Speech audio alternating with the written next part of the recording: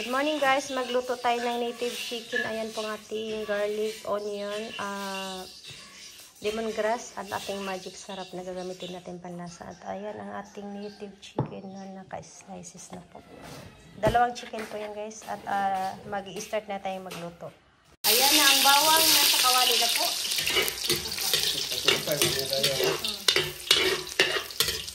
Tapos isunod natin ang onion. Ayan ang onion, isunod natin ang sibuyas. Ayan, nasa kulay brown na po ang ating sibuyas at garlic. Ayan, ilagay na natin ang chicken. Nakamarinate na po yan guys ang soy sauce saka vinegar. Ayan, halo-halo. Ano lang po na yan guys, mikos-mikos. Ayan guys, yung soy sauce saka vinegar pina-absorb muna natin sa ating karning manok. Tapos maya-maya lagyan ng water. Lagyan ng water kasi kailangan natin palambutin dahil pero bata pa naman ang manok na to, so hindi na mga 30 minutes lalambot na po ito. Kaya mag-antay pa tayo ng ilang minuto at lalagyan natin mamaya ng tubig.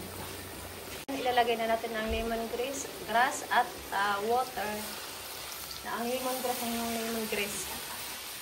Ayan. Mga 30 minutes. Ayan po, mga 30 minutes. Kasi bata pa ang chicken nito. So, hindi na kailangan ng mahabang oras. Mga 30 minutes lang po at lalambot na po yan. At mag-antay lang po tayo ng 30 minutes. Tapos, ilalagay natin ang ating panlasa. Ayan po. Ayan, lagyan natin ng magic sarap. Dagdag panlasa sa ating native chicken. Ayan, inikos-nikos ulit.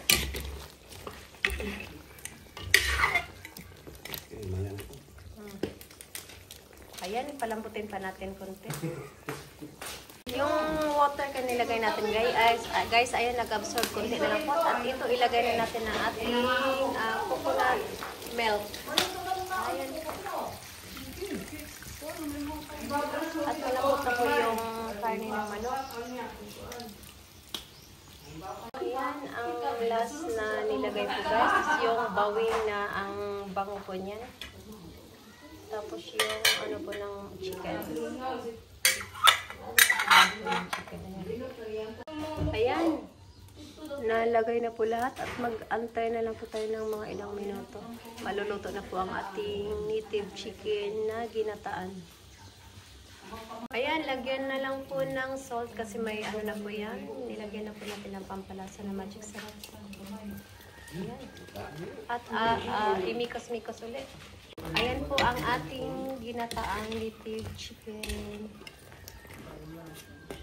Ayan. Luto na po yun guys. Ready po ito. Ayan po. Ang ating ginataang native chicken. Thank you everyone for watching.